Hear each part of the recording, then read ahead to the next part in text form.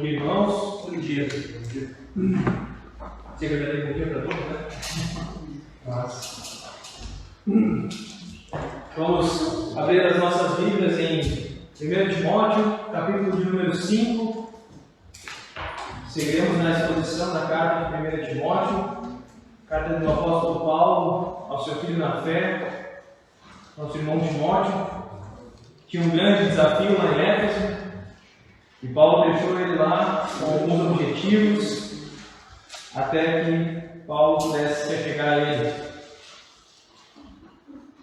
1 Timóteo, meu irmão, nessa manhã, capítulo 5, nós faremos a exposição do texto do versículo 11 até o versículo 16. Então, do capítulo 5, versículo 11 até o 16. Obrigado.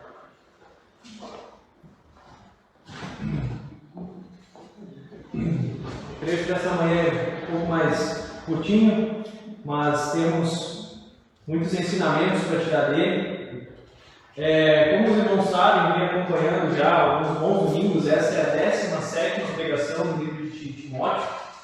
A carta de Timóteo é muito prática, e Paulo é bem direto com o que ele espera de Timóteo nessa carta. Então, quando nós vemos lá dentro do capítulo 1, Paulo vem dizendo para Timóteo: olha, eu te deixei aí para te fazer isso, para te combater os falsos mestres, que estavam ensinando isso.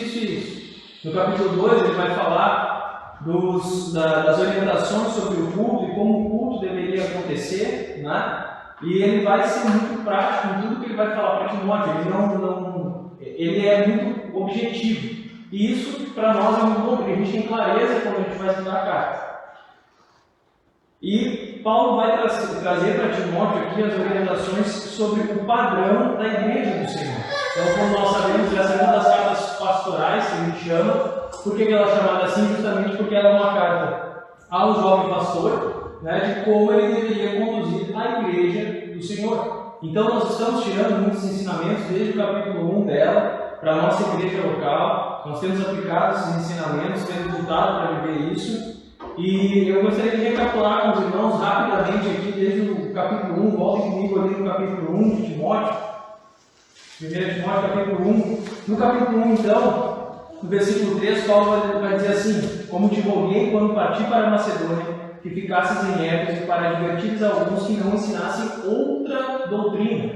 Então, a missão contra os falsos ensinos e os seus pregadores, com base no evangelho verdadeiro, foi muito bem estabelecida desde o primeiro capítulo. Esse é o objetivo que Paulo deixou Timóteo lá em Éfeso, quando ele estava indo para a Macedônia. Ele disse: eu te deixei aí e te pedi para te trabalhar com esses falsos mestres, porque eles estão ensinando coisas erradas dentro das igrejas em Éfeso. No capítulo 2, então, ele vai passar orientações, como eu falei, sobre o culto e os padrões de ensino na igreja. Foi onde nós vimos ali que, por exemplo, no versículo 1, mais do que coisa, antes de tudo, que se façam súplicas, orações, intercessões e ações de graças por todos os homens. E aí nós estudamos isso, e depois nós vimos ali o padrão de ensino que ele deveria ser feito pelo homem cristão qualificado. Não era só ser homem, mas sim ser homem qualificado. E no capítulo 2, Paulo vai dizer que essa não é uma tarefa, o ensino e a instrução da igreja, uma tarefa da mulher, mas sim do homem. E nós vimos lá atrás, não é uma questão de preconceito, sim uma questão de responsabilidade. Deus deu algumas responsabilidades ao homem e outras responsabilidades à mulher. Depois nós vimos no capítulo 3, esse homem então qualificado que ensinaria na igreja, ele deveria ter alguns pré-requisitos. Então aqui tem uma lista extensa no capítulo 3 de como Timóteo deveria avaliar aqueles, Timóteo e a igreja, né? Deveria avaliar aqueles que iriam ensinar, aqueles que iriam pregar nas igrejas.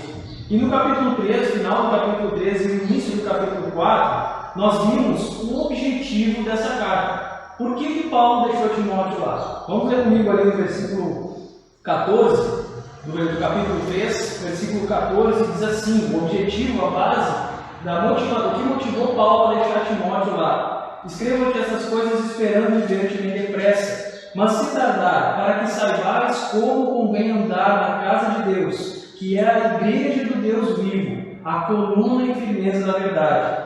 E sem dúvida alguma, grande é o mistério da piedade. Deus se manifestou em carne, foi justificado no Espírito, visto dos anjos, pregado aos gentios, crido no mundo e recebido capítulo 4, versículo 1. Mas o Espírito expressamente diz que nos últimos tempos apostatarão alguns da fé, dando ouvidos a espíritos enganadores e à doutrina de demônios. Então nós vimos nessa passagem o objetivo, a motivação pela qual Paulo deixou Timóteo lá, que era o quê? Batalhar pela igreja de Deus. E por que batalhar pela igreja de Deus? Porque ela é a coluna e firmeza da verdade. O segundo motivo que nós podemos ver aqui é porque Deus comprou essa igreja. A igreja não é dos homens, a igreja é de Deus. Deus comprou a igreja com o sangue do Senhor Jesus Cristo. E o terceiro, como nós vimos ali no capítulo 4, é porque a igreja já está dita desde o início pelo Espírito que a igreja passaria por lutas. Como nós vimos ali no capítulo 4, o Espírito expressamente diz que nos últimos tempos. Então, nos últimos tempos, a igreja vai passar por luta. E desde lá tem passado por muitas lutas. Tem lutado contra falsos ensinos, contra esses espíritos enganadores e doutrinas de demônios. Então, meus irmãos, essa luta ela é constante na vida da igreja. Não é uma luta que Timóteo teve lá especificamente na igreja em Éfeso e depois nunca mais teve, né? É uma luta constante em todas as igrejas cristãs. Nós devemos lutar contra os falsos mestres, nós devemos lutar contra as heresias, nós devemos lutar para viver o Evangelho do Senhor Jesus Cristo verdadeiramente nas nossas vidas. Isso não é uma luta fácil. Depois nós vimos também no capítulo 4, seguindo ali, que Paulo vai traçar o perfil dos falsos mestres, essas pessoas que estão ensinando errado, e os cuidados particulares que Timóteo deveria ter na vida dele. Então, foi uma sessão ali que nós vimos de conselhos a Timóteo. Timóteo deveria cuidar dele mesmo, da saúde dele, da doutrina, e ele deveria ter esse cuidado de persistir, ler, exortar e ser um modelo de cristão, de crente para os demais irmãos. E no capítulo 5, então, agora que Paulo disse para Timóteo, tu precisa ser um modelo, ok, tu vai lutar por isso, tu não é perfeito também, Paulo deixou isso claro, e ele vai no capítulo 5 dizer, olha, mas como agora tu tem que tratar então com as outras pessoas que tem na igreja, com os mais velhos, com as idosas, com os jovens que têm a tua mesma idade, né? Com as moças que têm a tua mesma idade, como é que tu vai lidar com todas essas pessoas? E aí nós vimos na pregação passada o procedimento correto na repreensão aos irmãos de todos os feitiços, porque ele ia ter que trabalhar, ele ia ter que lidar com todos os irmãos. Então nós vimos ali no capítulo 5, versículo 1, que diz: não repreendas asperamente o ancião, mas admoesta-o como a pai, aos moços como a irmãos, e assim ele vai seguindo com cada grupo da igreja. Irmãos, então hoje nós temos aqui, nós chegamos no versículo 11. No versículo 11, Paulo vai fazer um resumo acerca das viúvas e vai fazer uma conclusão ao tratamento com os necessitados da igreja. Então, nós temos um texto um pouco difícil em nossas mãos, porque esse não é um daqueles textos que a gente ouve muitas pregações nele. Vamos ler rapidamente? 1 Timóteo, capítulo 5, versículo 11, diz assim: mas não admitas as viúvas mais novas, porque quando se tornam levianas contra Cristo, querem casar-se, tendo já a sua condenação por haverem aniquilado a primeira fé. E além disso, aprendem também a andar ociosas de casa em casa, e não só ociosas, mas também tagarelas e curiosas, falando que não convém. Quero, pois, que as que são moças se casem, gerem filhos, governem a casa, e não deem ocasião ao adversário de maldizer, porque já algumas se desviaram indo após Satanás. Se algum crente ou alguma crente tem viúvas, socorra-as e não se sobrecarregue a igreja, para que possa sustentar as que deveras são viúvas. Então, pelo menos eu até estudar, né, eu gosto muito da carta de Timóteo, eu nunca tinha ouvido uma pregação desse texto aqui. Como é uma pregação expositiva, então a gente vai passar por ele, né? Esse é o bom da pregação expositiva, que a gente pega aqueles textos que geralmente a gente lê ou passa batido, né? Nem presta muita atenção, mas esse é o bom da pregação expositiva, que a gente força a exercitar, né, o entendimento acerca de todo o livro das Escrituras. Então nós precisamos sempre ter em mente, meus irmãos, quando nós chegarmos nesse texto essa manhã, nós precisamos ter em mente o pano de fundo da carta, que era o quê? Haviam falsos mestres nas igrejas de Éfeso e Timóteo deveria combatê-los. E agora Paulo está falando sobre algum grupo específico de mulheres, as viúvas, só que agora as viúvas mais novas. E ele vai dizer por que essas mais novas elas não deveriam ser inscritas na lista da igreja. Se os irmãos lembram, na última pregação, nós vimos lá, com base também na igreja em Atos e no Antigo Testamento, nós vimos que é uma prática do povo de Deus cuidar dos necessitados. Então nós vimos lá no Antigo Testamento as viúvas e os órfãos sendo ajudadas, nós vimos a igreja no Novo Testamento provendo o sustento para as viúvas até, por isso que deu um problema que gerou a necessidade dos diáconos ali em Atos 6. Então nós vimos isso e vimos que a igreja desde o início ela se preocupou com isso, com o cuidado dos necessitados, lembrando que esse não é o objetivo da igreja, a igreja não é uma ONG, mas a igreja faz boas obras, né? Então nós temos que ter um equilíbrio com isso e um cuidado também dos necessitados. Bom, os falsos mestres estavam procurando ali apoio das mulheres, então, como nós lemos a carta, deixa eu trazer aqui para os irmãos, voltem comigo ali no capítulo 2, versículo 12, diz assim: não permito, porém, que a mulher ensine nem use de autoridade sobre o marido, mas que esteja em silêncio. Então, nós temos já, Paulo, desde o capítulo 2, por que será que ele trouxe isso? Lembra que nós fazemos uma leitura. Nós não temos, por exemplo, um registro exatamente do que estava acontecendo, mas nós temos os alertas e os avisos de Paulo. Então nós sabemos que se Paulo deu um aviso sobre alguma coisa, quer dizer que aquilo estava acontecendo, quer dizer que havia relatos de que aquilo estava acontecendo. Então nós tínhamos mulheres procurando ensinar na igreja. Paulo então vem e diz que essa não é uma boa, não é a posição das escrituras, isso não é a responsabilidade delas, assim, do homem cristão qualificado. Depois nós vimos lá no versículo 15, aí do mesmo capítulo 2, que diz assim: salvar-se-á, porém, dando aos filhos, se permanecer com sobriedade na fé, no amor e na santificação. Então também Paulo falando ainda sobre o procedimento correto da mulher. Eles ensinavam contra o casamento. Então esses falsos mestres, eles estavam procurando o apoio das mulheres, por isso que eles estavam colocando elas para ensinar na igreja. E também estavam ensinando contra o casamento, que nós vimos no capítulo 4, e a abstinência de alimentos que Deus criou. Então nós falamos lá no capítulo 4 sobre isso. Agora, eles também, é importante nós lembrarmos que a segunda carta de Timóteo ela foi escrita só 2 a 3 anos depois da primeira carta de Timóteo. Então eu vou convidar os irmãos a abrirem ali em 2 Timóteo comigo, no capítulo 3. 2 Timóteo, capítulo 3. Do versículo 5 ao 7. Como Timóteo estava em Éfeso ainda, Paulo escreve essa segunda carta a eles, e olha o alerta 2, 3 anos depois da primeira carta. 2, 3 anos depois da primeira carta, nós temos esse alerta aqui. Tendo aparência de piedade, mas negando a eficácia dela, destes afasta-te. Versículo 6. Porque deste número são os que se introduzem pelas casas, e levam cativas mulheres nécias, carregadas de pecados, levadas de várias concupiscências, que aprendem sempre e nunca podem chegar ao conhecimento da verdade. Veja que a luta de Timóteo lá em Éfeso, 2, 3 anos depois, ainda existia. Haviam esses falsos mestres que estavam se introduzindo pelas casas e buscando apoio das mulheres que estavam em casa. Eles buscavam esse apoio, eles, como diz ali, eles levam cativas elas, o entendimento delas, eles estavam manipulando as pessoas. E eles se aproveitavam muito das mulheres da igreja. Então isso fortalece o nosso quadro, e quando nós vamos chegar no texto dessa manhã, a gente precisa entender que essa era a luta de Timóteo lá dentro. Não era uma luta fácil. E ele deveria lutar. Por quê? Porque essa igreja é a igreja que Deus vive. Como nós vimos, Paulo estabeleceu ali no capítulo 3 que ela é a coluna e firmeza da verdade.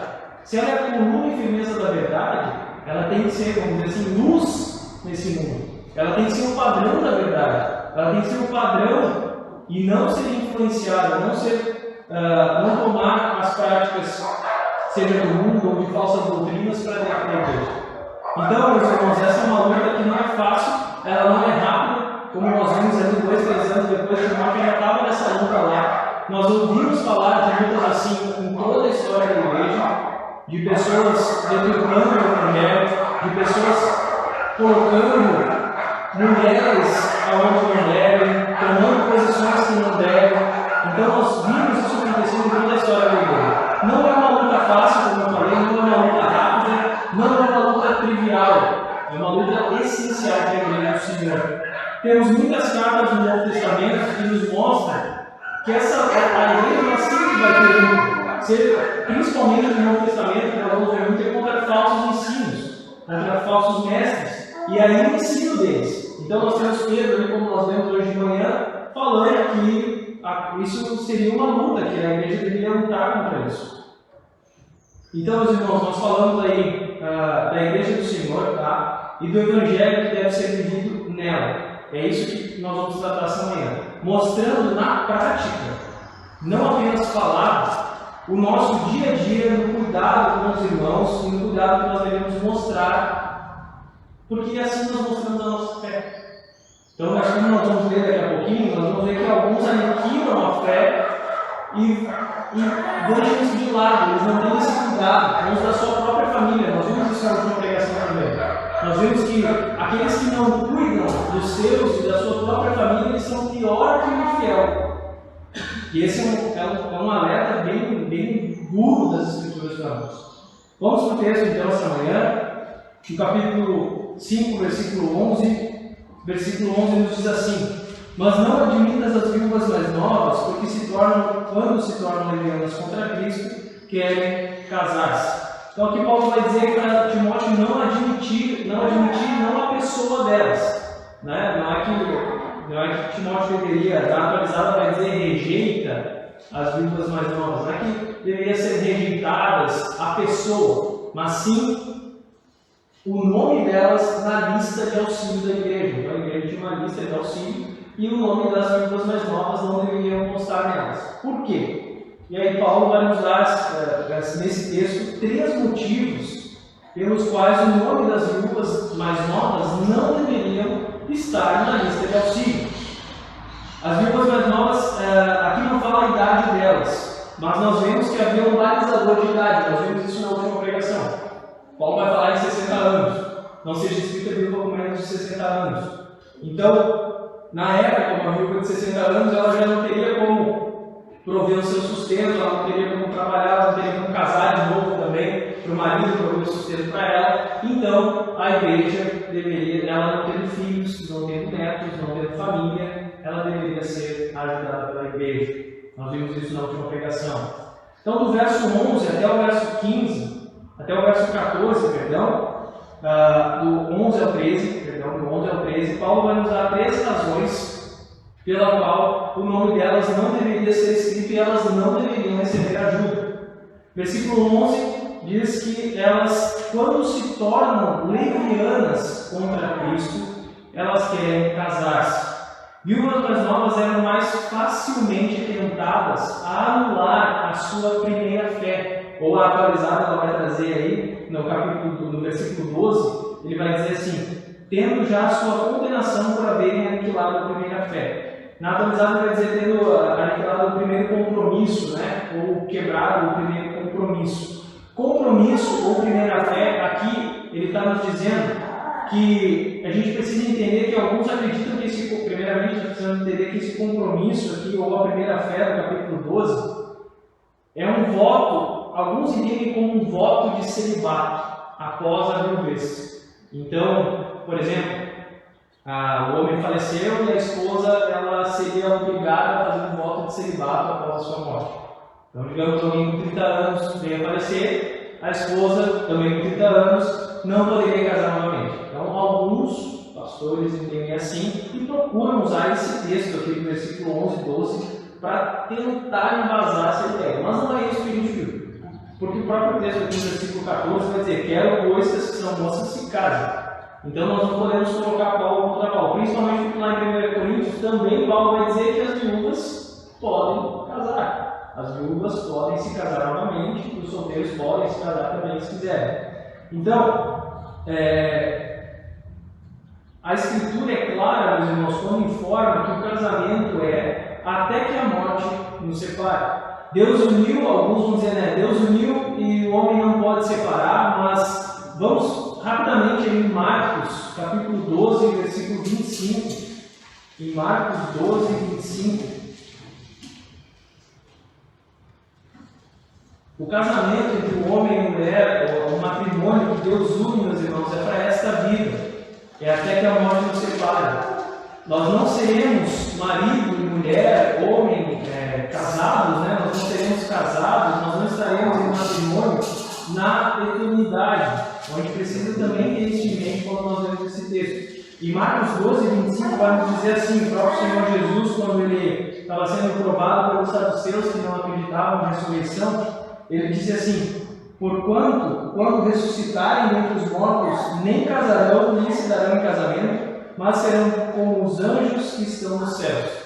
Então eles estavam provando o Senhor, né, sobre uma mulher que faleceu, e o irmão casou com aquela mulher, depois aquele irmão faleceu, e outra mulher casou de novo, outro irmão casou de novo com aquela mulher, e eles perguntam para Jesus. Depois vocês podem ver um pouquinho melhor. Qual deles vai ser o marido dela na eternidade, se tem ressurreição? Só vocês não acreditavam na ressurreição.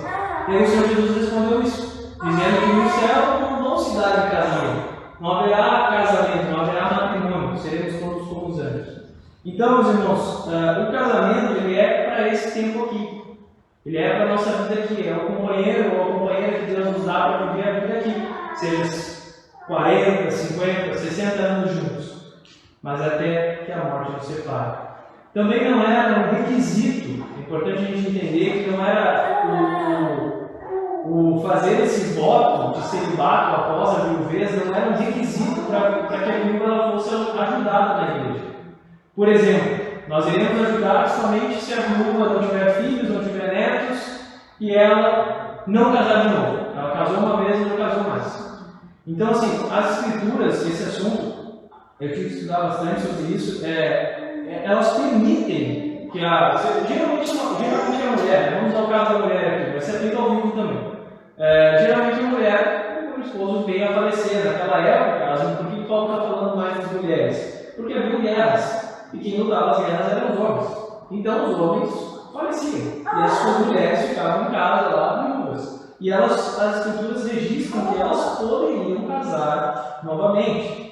Vamos rapidamente ali para 1 Coríntios, capítulo 7, em que Paulo também vai dar um alerta sobre isso. 1 Coríntios capítulo 7,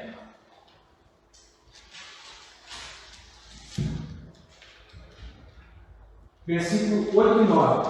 Digo, porém, aos solteiros e às viúvas, que lhes é bom se ficarem como eu, mas, se não podendo conter-se, casem-se, porque é melhor casar do que ter. Então, a gente geralmente lembra desse versículo só dos solteiros, né? Mas não lembra das viúvas. Então, aqui tem as viúvas também. Elas podem casar, né? Se é caso que não venha acontecer, mas algum dos nossos homens dessa igreja falecer cedo, a esposa estaria livre para casar se ela quisesse. Se não quisesse, também, como Paulo falou aqui, é uma opção, né? Nós vamos ver isso mais à frente. Então, meus irmãos, o casamento é até que a morte nos separe. E a Escritura não exige um voto de celibato, seja da mulher ou do homem após o primeiro casamento. Ele pode casar? Pode. Não quer casar, não precisa casar. Né? Não é obrigado também. Então, qual é a explicação aqui do versículo 11? Vamos ler de novo o versículo 11 e o versículo 12. Mas não admitas as viúvas mais novas, porque quando se tornam levianas contra Cristo, querem casar-se, tendo já sua condenação por haverem aniquilado a primeira fé. O compromisso ou a primeira fé que é registrada aqui não é um voto de celibato feito após o primeiro casamento. Então, eu me casei, então agora para me ser ajudado na igreja tem que fazer um voto de celibato. Não. Fiquei viúvo, né? Ou viúva, e aí eu vou fazer um voto de celibatário. Não. Aqui nós precisamos entender que esse primeiro compromisso é o primeiro compromisso do cristão. É o primeiro compromisso que todo cristão faz quando vem a fé em Cristo, que é a sua conversão. Então, a consagração a Cristo, a viver uma vida de santidade e pureza, por ocasião da conversão e do batismo, é esse compromisso que Paulo está falando aqui. Por quê? Veja no versículo 11 que ele fala que elas se tornam levianas. Essa palavra leviana aqui, ela tem uma conotação sexual muito forte. E na NVI eles traduziram um pouquinho melhor a intenção desse versículo. Diz assim o versículo 11 na NVI: Não inclua nessa lista as viúvas mais jovens, pois quando os seus desejos sensuais superam a sua dedicação a Cristo, querem casar-se. Então, aqui ele trouxe um pouquinho mais claro o conteúdo da mensagem do versículo 11. Por quê? Porque aqui o levianas é uma palavra, como eu falei, com uma forte conotação sexual, e porque então elas têm esses desejos muito fortes, elas anulam a primeira fé. Ou seja, aquele compromisso de se casar no Senhor. Havia viúvas que estavam se casando com incrédulos. Vamos voltar lá para 1 Coríntios capítulo 7, para a gente ver o que Paulo vai falar sobre isso. 1 Coríntios capítulo 7, versículo 39, diz assim, a mulher casada está ligada pela lei todo o tempo que o seu marido vive, mas se falecer o seu marido, fica livre para casar com quem quiser, contanto que seja no Senhor. Então, o que estava acontecendo com essas viúvas aqui, as mais novas? Elas, por conta de serem mais novas e por terem essa tentação mais forte no desejo sexual, elas estavam casando com incrédulos e não casando no Senhor. Então, se alguém aqui vier a ficar viúva e for casar novamente, se case no Senhor. Lembre-se do primeiro compromisso que vocês fizeram. O primeiro compromisso nosso é a nossa fé, é a nossa conversão, a nossa dedicação da nossa vida ao Senhor Jesus Cristo. E quando nós vamos para as Escrituras, nós vemos que aqui elas estavam aniquilando essa primeira fé por negligenciarem exatamente isso. Os desejos, elas estavam se tornando levianas contra Cristo e casando-se com incrédulos. Ué, mas Paulo não disse que podia casar? Ele disse que podia casar, né? Mas como nós vimos lá no versículo 39 de 1 Coríntios 7, tem que ser no Senhor. E esse é um alerta que vale tanto para viúvos ou viúvas, quanto para os solteiros. Né? Nós não podemos, o cristão, ele não pode se colocar em julgo desigual. Nós não podemos unir luz e trevas, né? Aqueles namoros evangelísticos, aquelas coisas assim. Daqui a pouco unir nossos filhos, então a gente precisa tomar esse cuidado, cuidar do ensinamento com eles também, orar por uma esposa dos nossos filhos, orar por um marido para as nossas filhas, que seja no Senhor, que seja alguém que sirva ao Senhor. E também isso se aplica aqui, meus irmãos, às viúvas. Elas estavam cedendo a esse desejo e casando com incrédulos. Elas estavam negando a sua primeira fé. Versículo 12, então, tendo já a sua condenação por haver aniquilado a primeira fé. Então, nós não podemos tomar essa passagem aqui sem considerar a 1 Coríntios, pois estaremos colocando Paulo contra Paulo mesmo. E essa é a primeira razão pelas que as viúvas mais novas não deveriam ser escritas na lista, porque elas sofrem uma tentação, um desejo sexual mais forte, e elas estavam, lá em Éfeso, elas estavam casando com incrédulos. Então, esse é o primeiro motivo. Paulo vai dizer que elas não deveriam ser ajudadas primeiramente por isso, porque elas estavam se tornando levianas contra Cristo. O segundo motivo, no versículo 13, as viúvas mais novas são mais suscetíveis a aprender a viver ociosas, recebendo esse auxílio da igreja. Então pensa, ela não tem esposo, ficou viúva, como mulher ficou viúva, ela não tem esposo, ela não tem filhos, não tem netos, e ela está sendo sustentada pela igreja e ela é nova. Ela tem aí vigor, força. O que ela vai fazer? O que ela vai fazer da vida dela? Sendo sustentada, não tendo problemas com o sustento. Olha o versículo 13. A segunda razão pela qual Paulo diz que elas não deveriam ser ajudadas. E além disso, aprendem também a andar ociosas de casa em casa. E não só ociosos, mas também tagarelas e curiosos, falando o que não convém. Vejam que Paulo começa o versículo dizendo que elas aprendem. Quer dizer que isso não é, elas aprendem por conta da ociosidade. Por ficarem com o tempo livre, sem ter o que fazer, elas aprendem esse tipo de comportamento, que é ficar de casa em casa, cuidando da vida dos outros, ali, tagarelas e curiosos. Curiosos é cuidando da vida dos outros. aprendem, ou seja, como eu falei, sem marido, sem filhos, sem netos e tendo o sustento fixo da igreja, elas estariam ociosas, essas mais novas, né? E não só ociosas, sem nada para fazer, mas também tagarelas e curiosas, falando que não convém, cuidando da vida dos outros, que é a nossa fofoca, né? Fazendo fofoca. É isso que elas estavam aqui, elas estariam sujeitas e por isso elas sendo mais novas e tendo força, vigor, elas não deveriam ser ajudadas. E aqui Paulo está alertando para que, porque ao fazerem isso, os falsos ensinos estavam correndo dentro da igreja. Então assim, lembra do nosso cenário, haviam falsos ensinos, falsos pregadores. Esses falsos pregadores estavam se aproveitando das mulheres. E as mulheres que mais novas, sendo sustentadas pela igreja, elas teriam o quê? Tempo livre. E se elas tiverem tempo livre, o que elas iam fazer? Elas iam ir de casa em casa, espalhando esses falsos ensinos, espalhando essas falsas doutrinas. Então, por isso que Paulo está dizendo, ó, elas não devem ser ajudadas, porque elas têm força, vigor, e elas vão ser ociosas, elas vão ter tempo livre demais. E vão cuidar da vida dos outros, vão ser tagarelas, ou seja, vão espalhar as doutrinas desses falsos mestres. Assim, por serem mais novas e poderem trabalhar e ocupar as suas vidas com boas obras, elas não deveriam ser auxiliadas pela igreja, pois poderiam cair nesse pecado da ociosidade, da fofoca, da disseminação, da divisão e da divulgação de doutrinas erradas.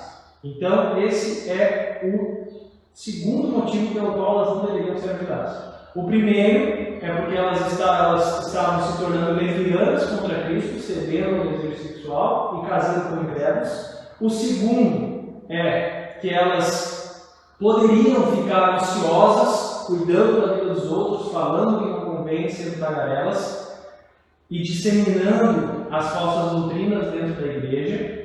E agora nós vamos, só deixa eu ler alguns textos antes aqui, mas a gente entrar no terceiro motivo, porque assim, esse aviso da ociosidade, eu coloquei uma observação aqui, que ele cabe para todos nós, não só para as viúvas, né? A gente sabe que ficar sem ter o que fazer é ruim, ficar sem ter o que fazer, a gente acaba fazendo coisa que não convém, acaba desenvolvendo alguns comportamentos que não agradam ao Senhor. Então, vamos dar uma olhadinha aqui em 1 Tessalonicenses, porque esse não era só um problema lá em Éfeso. E quando Paulo escreve aos Tessalonicenses, no capítulo 1 Tessalonicenses, capítulo 4, versículo 11 e 12, e diz ali: e procureis viver quietos, e tratar dos vossos próprios negócios, e trabalhar com as vossas próprias mãos, como já vou temos mandado, para que andeis honestamente para com os que estão de fora, e não necessitais de coisa alguma. Vamos comigo agora para 2 Tessalonicenses 3, versículo 10 e 11.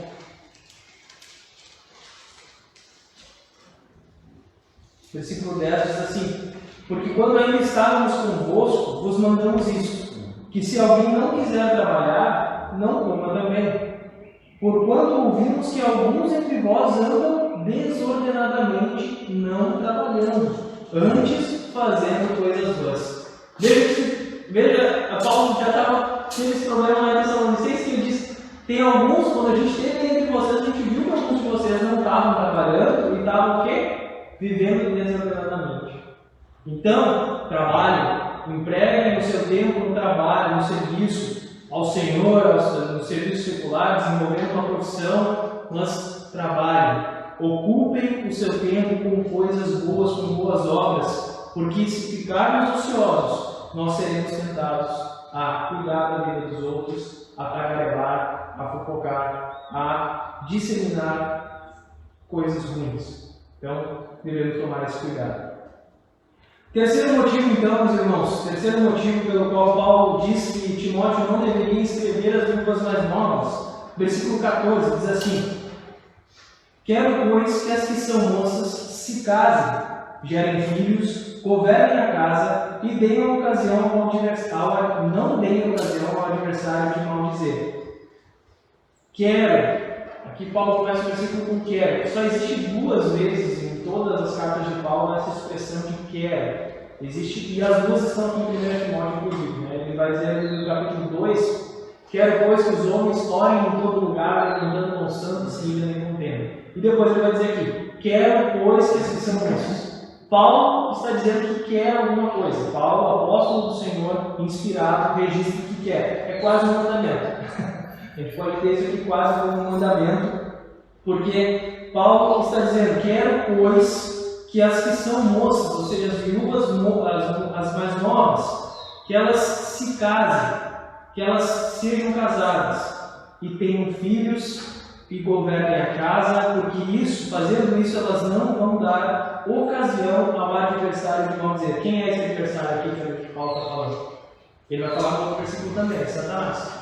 Lembre-se que ele está ao nosso redor, procurando coisas para nos acusar, procurando coisas para nos incitar, procurando coisas para nos derrubar. E ao ficar ociosos, nós damos ocasião a ele para isso. Ao não empregarmos a nossa vida em boas obras, ao não empregarmos a nossa vida com as coisas boas de Deus, que é o casamento, é cuidar dos filhos, é governar a casa, nós damos ocasião ao adversário de maldizer. Maldizer quem aqui, né?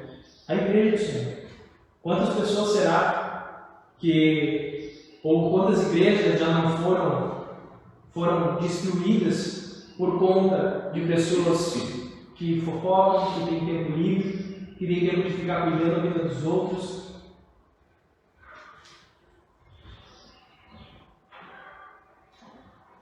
Então ali elas deveriam trabalhar, ocupar as suas vidas, mas com o quê? Aí Paulo vai dizer aqui no 14: casando, ou seja, casem-se. Elas deveriam ter um marido para se ocupar, essas que, que quiserem. Elas deveriam ter um marido, elas deveriam gerar filhos, elas deveriam ter filhos para cuidar. E o terceiro ali é governem a casa, ou seja, cuidando da casa, cuidando das coisas de casa. Ah, mas então todas têm que casar? A gente precisa cuidar muito bem nisso. Vejam bem que não é isso que nós estamos afirmando. Paulo não está se contradizendo. Se Paulo está dizendo aqui que todas as viúvas são obrigadas a casar, ele está contradizendo o que ele disse lá em 1 Coríntios. Então, nós precisamos entender o texto em conjunto com toda a Escritura. Paulo está dizendo aqui, 1 Coríntios foi escrito em 50, 55 mais ou menos. Então, o que Paulo está dizendo aqui em 65 não pode contradizer o que ele disse antes. Então, a gente precisa entender o que Paulo está dizendo. Paulo não está se contradizendo. Existe a opção de celibato após a viuvez. Ou antes disso também. Como a gente falou, o solteiro ele não é obrigado a casar. Assim como o viúvo também não é obrigado. A viúva não é obrigada a casar de novo. Então, ninguém é obrigado a casar contra a sua vontade. A Escritura não obriga ninguém a casar. Ninguém é obrigado a entrar em matrimônio, a contrair votos de casamento. Ninguém é obrigado. Mas, se nós fizermos isso, que seja no Senhor. Seja já casada, ou casado, ou casando novamente após a viuvez, tudo isso seja feito para a glória de Deus. Se uma pessoa ficando viúva, ela não quer mais casar, que seja para a glória de Deus. Se seja uma pessoa solteira, não casando, que seja para a glória de Deus também. Mas é importante nós entendermos que a Escritura dos Irmãos ela não trata, por exemplo, o voto de celibatário, seja da solteirice ou da viuvez, maior que o casamento. O status de casado, ele não é inferior ao status de solteirice ou de viuvez, não é? Não, ele é um status igual aos outros para a glória de Deus. Ele deve ser investido o tempo, a pessoa deve viver para a glória de Deus. Seja casado, seja viúvo, seja solteiro. Nós temos que viver para a glória de Deus.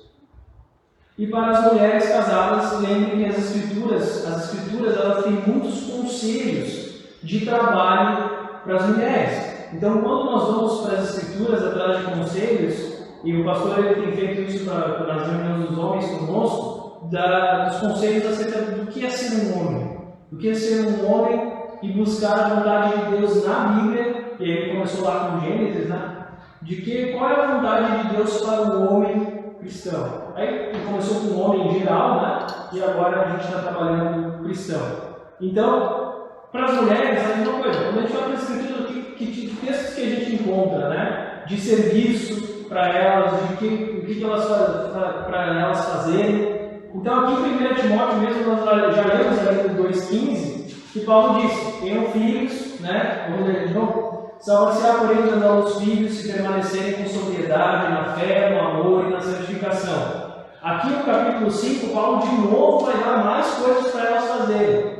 Capítulo 5, versículo 9 e 10, diz assim: nunca seja escrita viúva com menos de 60 anos e só que tenha sido mulher de um só marido. Versículo 10.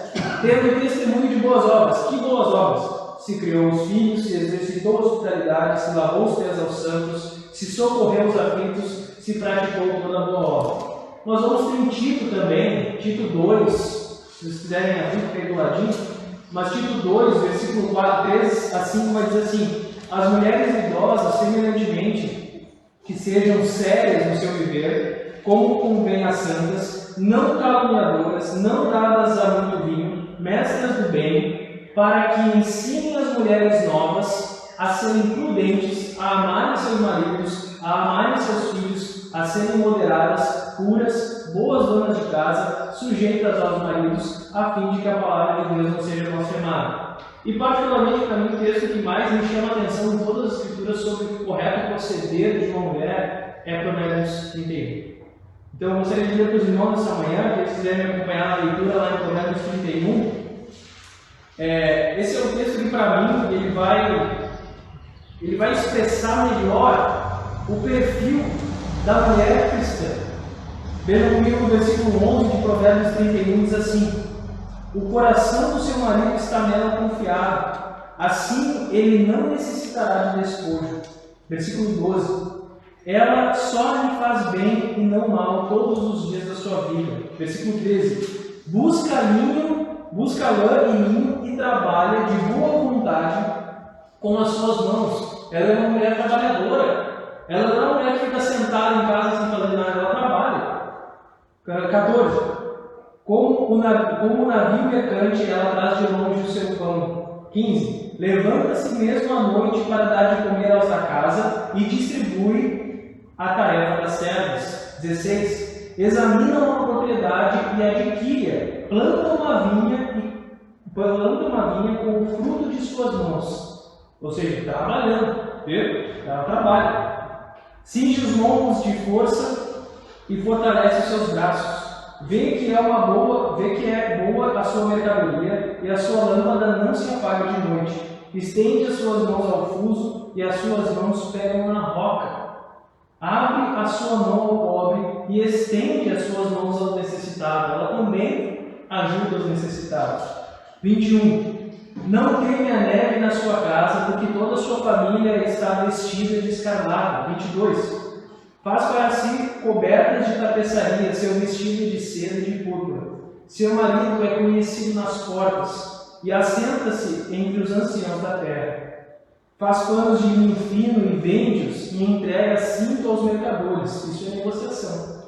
A força e a honra são seu vestido, e se alegrará com o dia futuro. Abre a sua boca com sabedoria, e a lei da beneficência está na sua língua. Olha o versículo 16. Contrastem com o que nós lemos lá nessas viúvas mais novas. Elas eram tagarelas e curiosas, falando que não convém. Olha o perfil da mulher de Provérbios 31. Abre a sua boca com sabedoria, e a lei da beneficência está na sua língua. 27. Está atenta ao andamento da casa e não come o pão da preguiça. Levanta-se seus filhos e chamam-na bem-aventurada, e seu marido também, e ele a louva. Vou parar por aqui, os irmãos podem ler com mais calma em casa, Provérbios 31, mas contrastem o perfil da mulher piedosa com o que Paulo está dizendo lá em 1 Timóteo, que essas viúvas mais novas elas estavam se tornando levianas. Por conta de terem um sustento garantido, elas eram ociosas e estavam andando de casa em casa, paroleiras, curiosas, falando que não convém, cuidando da vida dos outros. E quando tu vê que uma mulher que busca, né, se for a opção dela, um marido, busca ter filhos, busca cuidar da casa, busca trabalhar. Veja, comparem os dois perfis. E aí Paulo vai dizer ali no versículo 14, quando voltar lá para 1 Timóteo, capítulo 5, versículo 14, ele vai dizer, no final do versículo, não deem ocasião ao adversário de mal dizer. Vejam que o nosso adversário está sempre à espreita, esperando o que nos acusar. Esse é um alerta geral de toda a Escritura. Nós vamos ter esse alerta, o Senhor Jesus falando, os apóstolos também, de nós vigiarmos constantemente. Perdão? E aqui esse é um aviso que, se faz necessário, pois as mulheres da igreja poderiam estar já ansiosas e tagarelas, curiosas, espalhando as doutrinas. E Satanás sabe usar isso muito bem. Ele sabe usar a fofoca, ele sabe usar essas pessoas ociosas dentro da igreja. Porque, como nós sabemos, o mundo é dele, jaz no maligno, não é? Ele já está trabalhando lá. Agora, ele na igreja, ele está ali esperando uma fofoca, esperando um comentário malicioso, esperando alguém com tempo de sobra para cuidar da vida dos outros, para usar para o quê? Para destruir a igreja. Esse é o trabalho dele. Ele está ali constantemente vigiando os crentes, buscando essas ocasiões. Então nós não podemos, e aqui claro, as viúvas se aplicam, mas eu trago para nós também. Nós não podemos dar ocasião ao adversário de maldizer a igreja do Senhor. Versículo 15, já se encaminhando para o final desta manhã, porque já algumas se desviaram indo após Satanás. É atualizada aí, esse indo após, ela vai dizer que é seguindo a Satanás. Então veja, Paulo está falando para Timóteo acerca de viúvas mais novas da igreja. Elas estavam na igreja e algumas estavam seguindo a Satanás.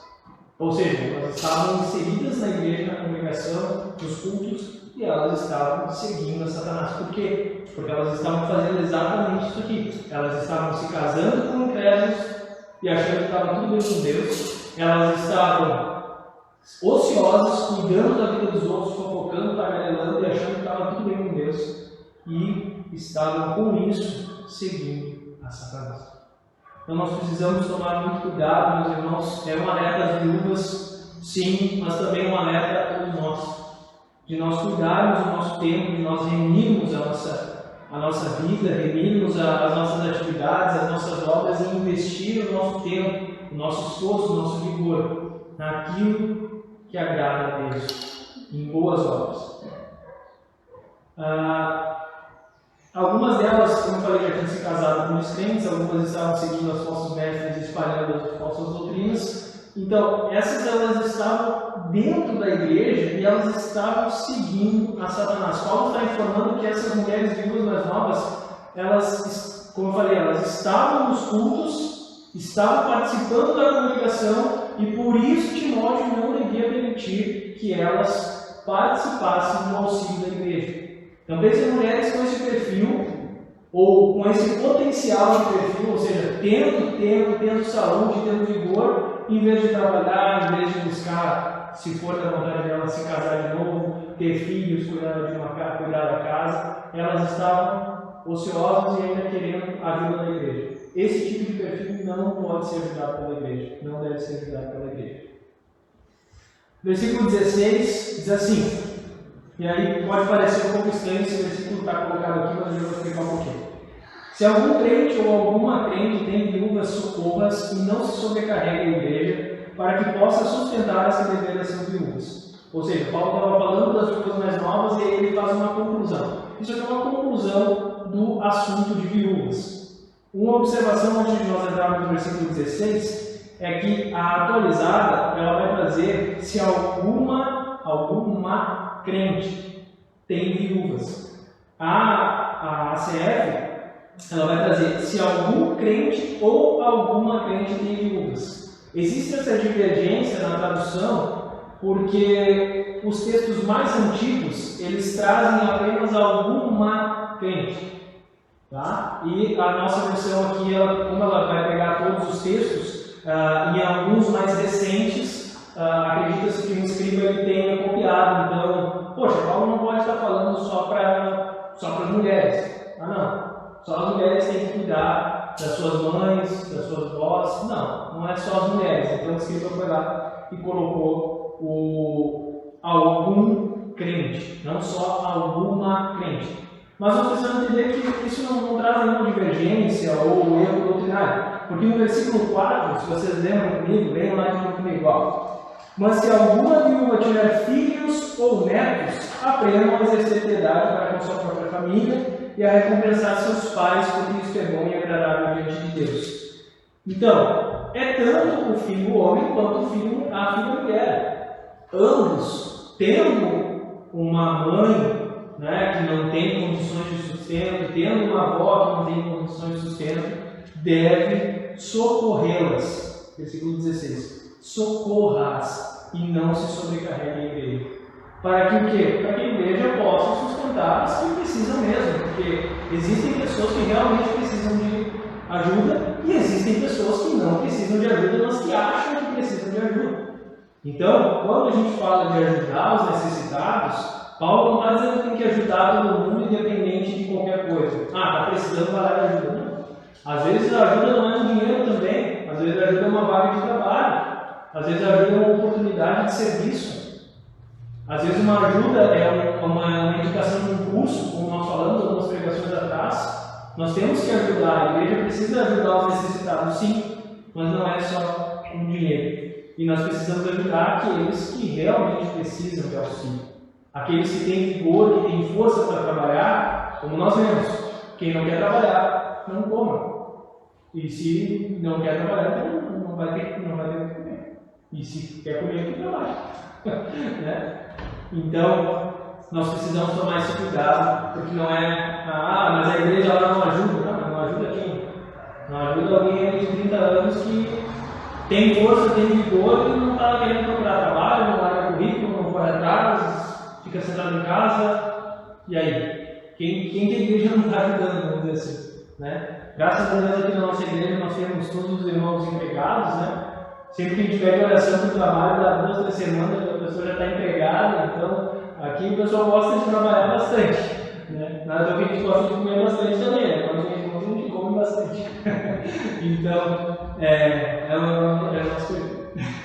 Então, meus irmãos, aqui no versículo 16, Paulo só vai fazer então um encerramento, uma conclusão sobre essas ajudas. Ele vai dizer, olha, se na tua família tem alguém lá que precisa de ajuda, que não tem como prover o seu sustento, ajuda, para que a igreja possa realmente destinar os seus recursos, dos seus recolhimentos, uma parte dos seus recolhimentos, para ajudar quem precisa ser ajudado.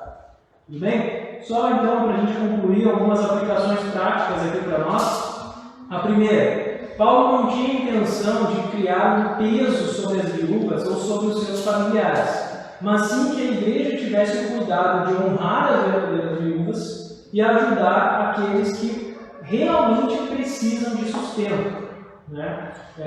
Nós conversávamos com o pastor também, na igreja de Rosário, comentou que eles traziam alguns alimentos não perecíveis, né? Algumas roupas, e quando surgia alguém que precisava, a igreja ajudava. Também essa é uma prática que a gente pode adotar, né? De trazer um alimento não perecível, deixar aqui nas dependências da igreja. Se você tem alguma roupa sobrando, alguma coisa, deixar aqui, para que a gente possa ajudar alguma família que venha aparecer, alguém que precise. Né? É algo que a igreja pode fazer, é algo sadio que a gente pode fazer. Mas não tornar um peso. Né? A ideia de Paulo aqui não era tornar pesada a vida da viúva ou do cristão que tivesse viúva na sua família. Né? Como nós vimos na pregação passada, é um dever dos filhos cuidar dos seus pais. E é um dever dos filhos ou netos cuidarem dos seus avós também.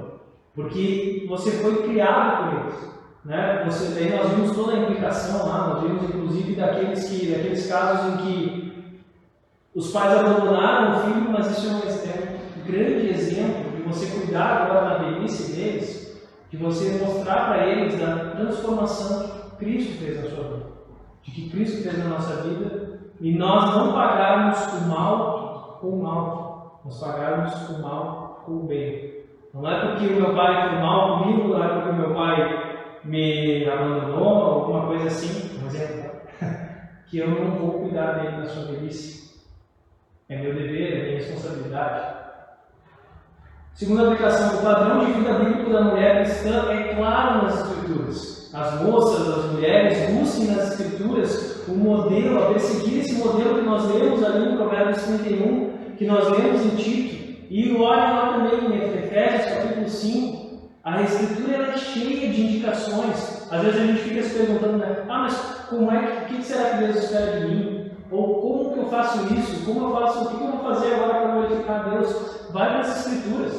As Escrituras é muito clara, minhas irmãs, quanto ao que Deus espera da mulher cristã.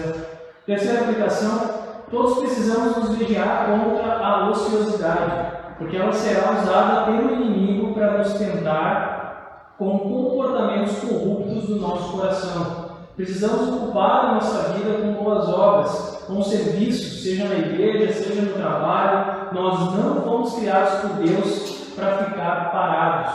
O homem não foi criado por Deus para ficar parado. Quando o homem foi criado por Deus, como disse o pastor, ele foi criado, botou no jardim que é para trabalhar. Era para trabalhar desde antes da queda. Já era para trabalhar. Então agora, nós temos que trabalhar. O nosso tempo precisa investir no trabalho. Trabalho secular, seja um curso, uma profissionalização, estudar. Precisamos investir nesses dias. Porque senão, o nosso adversário que está em nosso redor, ele vai saber usar a nossa ociosidade, ele vai saber usar. Quarta aplicação para a gente terminar, e por fim, se você possui pais, avós precisando de ajuda, principalmente você que é cristão, né? A gente sabe que do incrédulo a gente não tem por que esperar isso, isso é uma orientação para a igreja do Senhor. Nós que somos cristãos, é duplamente pesado quando nós abandonamos um pai, quando nós abandonamos os nossos avós. Porque, como nós vemos ali no capítulo 5, é pior do que o infiel. Então, cuidem dos seus pais, cuidem dos seus avós. Amém? Encerrando por aqui, vamos lá.